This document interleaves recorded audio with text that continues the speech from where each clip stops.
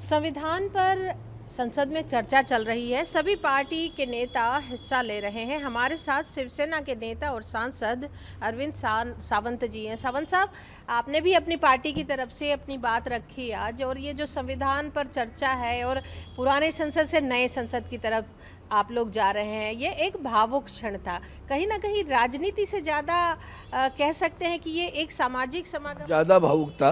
और दूसरी बात, संविधान से जुड़ी चर्चा नहीं थी, चर्चा अमृत काल की थी। अमृतकाल। 75 साल हुए, अब वो उस सदन में हमें 75 साल चुने हुए लोग आ रहे हैं। तो उसके पहले अंग्रेज़ों का समय था, इम्पीरियल सरकार थी। अब ऐसी स्थिति में क्या अच्छा हुआ, क्या बुरा लगा, कोई किससे बताओ, कैसे जुड़े हों, क्या क्या हो। समय की पाबंदी बहुत थी। अगर समय की पाबंदी नहीं होती और मज़ा आता। अगर लोग नुस्खे बता देते थे कि भाई क्या हुआ था, फिर उस वक्त गुप्ता जी थे या बाल योगी थे या मनोहर जोशी सर थे, इन्होंने वक्त पे कैसे निर्णय ले लिया, कैसा तनाव कम कर दिया, कैसे हंसी मजाक में आए, लोग कैसे एक दूसरे से प्यार से रहते थे, वो थोड़ा सा ध्यान में था। उसको लेकर ही मैंने बात की। तब की राजनीति और आज की राजनीति में कुछ बदलाव देखते हैं? बहुत फर्क है, बहुत फर्क है। क्योंकि उस वक्त टीका टिप्पणी कितनी भी हो, आज वो एक उदाहरण बताया था कि जब कुछ समस्या थी, 47 में सरकार बनी तो नेहरू जी प्रधानमंत्री थे, मावलंकर जी लोकसभा के अध्यक्ष थे। तो कुछ विषय के लिए वो उनको आदरणीय प्रधानमंत्री से मिलना था।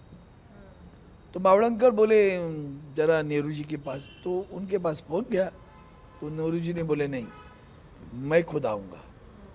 ये जो गरिमा रखने की बात है कि लोकसभा का अध्यक्ष वो मुखिया है सदन का, वो मेरे पास नहीं आएंगे, मैं उनके पास जाऊंगा, मैं होगा प्रधानमंत्री।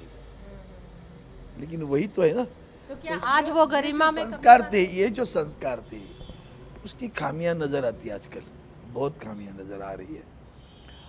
वो मैंने वही तो जिक्र किया कि जैसे कि भाषावार प्रांत रचना हुई तो संविधान में आ गया भाषावार प्रांत रचना। महाराष्ट्र नहीं बना था, वो मुंबई राज्य था, गुजरात और महाराष्ट्र, आज का गुजरात और महाराष्ट्र। तो संघर्ष हुआ, आंदोलन हुआ, 106 लोगों ने प्राणाहुति दी, संयुक्त महाराष्ट्र का आंदोलन हुआ। और उस वक्त सीडी देशमुख हमारे महाराष्ट्र के थे, जो अंग्रेजों के ज़माने में ICS ऑफिसर बने थे। उस वक्त अंग्रेजों 1943 वहाँ आने के बाद वो रिजर्व बैंक के गवर्नर बने अंग्रेजों के ही समय में।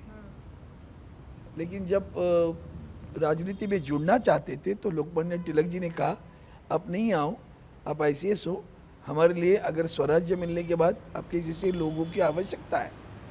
तो वो नहीं आए, फिर ICS बने, बैंक के गवर्नर बने, फिर स्वराज्य मिला।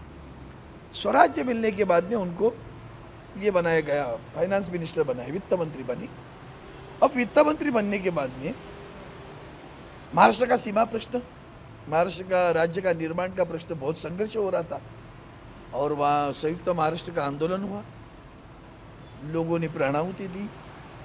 ये यहाँ बैठे हैं वित्त मंत्री करके, प्रधानमंत्री को पूछ रहे थे क्या कर क्या रहे हो। वो देख रहे तो इन्हें सीधा इस्तीफा फेंका, निकल गया है, मुझे नहीं रहना आपकी सरकार में। अगर आप न्याय सुनो, यह किस्सा महत्वपूर्ण है, बहुत महत्वपूर्ण है, मुझे नहीं रहना आपकी सरकार में, अगर आप न्याय नहीं देते हो तो। छोड़ दिया, इस्तीफा देकर आ गए। फिर महाराष्ट्र भी बना, मुंबई संयुक्त महाराष्ट्र बन गया, मुंबई साथ में। अब रही बात सीडी देशमुख साहब का क्या हुआ। प्रधानमंत्री को इस्तीफा देकर गए गुस्से में, अगर आज की स्थिति में होते तो क्या होता, ED CBI लग जाती। लेकिन वो ये गंभीर आरोप आप लगा रहे हैं सरकार पर। आज अगर कोई ऐसा कर दे प्रधानमंत्री के साथ में तो उसके पीछे क्या लगेगा, कोई कहने की बात है क्या। लेकिन उस वक्त कितने बड़े लोग दिल के बड़े थे। तो वही मैंने किस्सा बताया, मुझे वाजपेयी जी का वो वाक्य मुझे ज़्यादा अच्छा लगता है, छोटे मन से आदमी बड़ा नहीं होता। लेकिन तो आज छोटे मन प्रधानमंत्री वाले लोगों की संख्या बढ़ी, पंडित नेहरू जी ने फिर दोबारा उनको, लेकिन तब तो आप भाजपा के साथ कदम ताल मिला रहे थे, जबकि आप कहानी बता रहे हैं। ये अभी की बात है, तभी नहीं थे भैया, ये पुरानी बात है। हाँ, ये काफी 55-60 साल की बात है। हाँ। 1967 में शिवसेना बनी है, ये पुरानी बात है। वही तो बता रहा हूँ दिलदारी कैसी थी, और दिलदारी का उदाहरण शिवसेना का भी देखना है क्या। हम गठबंधन में थे, वाजपेयी साहब की सरकार आई, सरकार आने के पहले गठबंधन शुरू हुआ, 28 पार्टियाँ इधर उधर जम गई। माननीय वाजपेयी साहब ने आदरणीय शिवसेना प्रमुख बाला साहब को फ़ोन किया और कहा कि बाला साहब, इतने सारी पार्टियों को लेकर सरकार बनानी है, मैं आपके पार्टी को एक मंत्री पद दे सकता हूँ।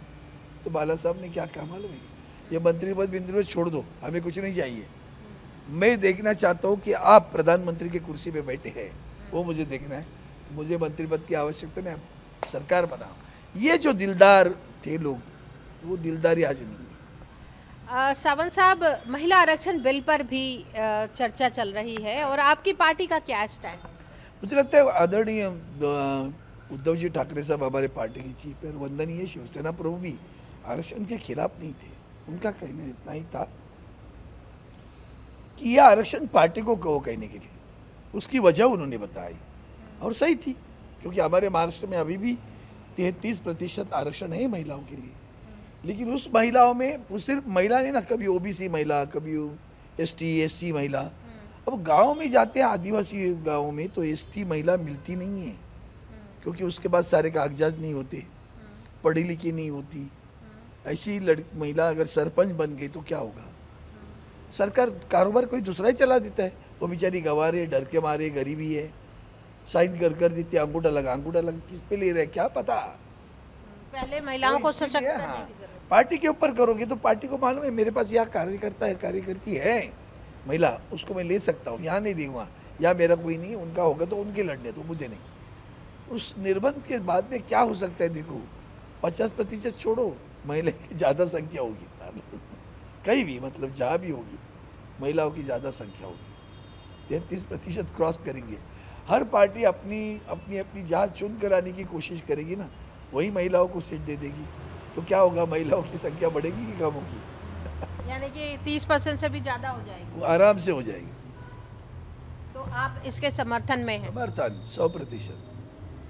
संसद के विशेष सत्र जो बुलाया गया है, इसमें पहले सवाल उठाए जा रहे थे कि क्या विशेष एजेंडा है, लेकिन अब क्या आप सरकार से सहमत है एजेंडे का जब खुलासा हुआ है? ठीक है ना, अभी क्या, अभी तो आ ही गए हैं, कुछ भी हो सके तो उपस्थित रहना है, जो हमारी जो हमारे विचार है उसको रखना है, वो करेंगे काम, जो भी आने दो। तो अभी भी बिल नहीं आया। प्रधानमंत्री ने आज एक बात कही कि कई राज्य बटे, उत्तराखंड या झारखंड, शांतिपूर्वक उत्तराखंड के लोगों ने भी स्वागत किया, यूपी के लोगों ने भी, लेकिन तेलंगाना जब बटा तो आंध्र और तेलंगाना दोनों के बीच में कहीं ना कहीं मतभेद के बीज बो दिए गए। देखो, आज राजनीति नहीं करनी थी करके मैंने नहीं बोला, हमें तो समय भी नहीं मिला था। मणिपुर का क्या है फिर? इस संसद भवन का आखिरी दिन था, जख्मों को खरोचना नहीं था तो खून निकल आता, इसके लिए कि जख्मों को खरोचा नहीं हमने, है जख्म, क्योंकि आप जबान देकर पूरी नहीं करते हो। आंध्र प्रदेश शुरू से स्पेशल स्टेटस मांग रहा है, आपने उनको कहा हम दे देंगे, नहीं दिया, ये तो दिक्कत है ना। हमने गठबंधन क्यों तोड़ा, यही तो बात है ना, जबान देकर मुड़ जाते हो। भारत और इंडिया को लेकर कई लोग आपत्ति जता रहे हैं, विपक्ष में खास तौर पर शिवसेना ने भी हाल में कुछ नेताओं ने इस तरह के बयान दिए, तो वैसे पार्टी का क्या स्टैंड है? हमें कुछ नहीं फर्क पड़ता, लेकिन एक बात बताता हूँ, संविधान में भारत इज इंडिया ऐसे कहा हुआ है, इतना ध्यान में रखना। मैंने आज वो 4 पंक्तियाँ सुना ने, जहाँ डाल डाल पर सोने की चिड़िया करती है बसेरा, वो भारत देश है मेरा। और बाद में मैंने हिंदुस्तान की भी बात की, तो हिंदुस्तान को, भारत को, इंडिया को कुछ नहीं फर्क पड़ता। खेलो इंडिया करते हो ना, बैंक ऑफ इंडिया कहते हो, रिजर्व बैंक ऑफ इंडिया कहते हो। हाल ही में जो प्रोग्राम है उसमें भी आपने क्या किया था, महामहिम राष्ट्रपति भारत आपको निमंत्रण दे रही है इंडिया G20 इंडिया समिट, बराबर ना, तो वहाँ इंडिया है ना, तो आगे तो उससे क्या फर्क पड़ता है। ये ऐसी चीज़ों को लेकर राजनीति करके महत्वपूर्ण विषय है ना, महंगाई, महिलाएं, बेरोजगारी, किसान, उसको कैसे दुर्दर्श करता, भावनाओं के राजनीति खेलकर जितना है बस उतना ही उनका उद्दिष्ट रहता है, बाकी कुछ नहीं रहता। तो शिवसेना का कहना है कि भावनाओं की राजनीति तो सही है, एक समय में वो अच्छी लगती है, लेकिन जो जमीन पर मुद्दे हैं उन बातों का भी जवाब सत्ता पक्ष को देना होगा। ईटीवी भारत के लिए कैमरामैन संजय के साथ अनामिका रत्ना।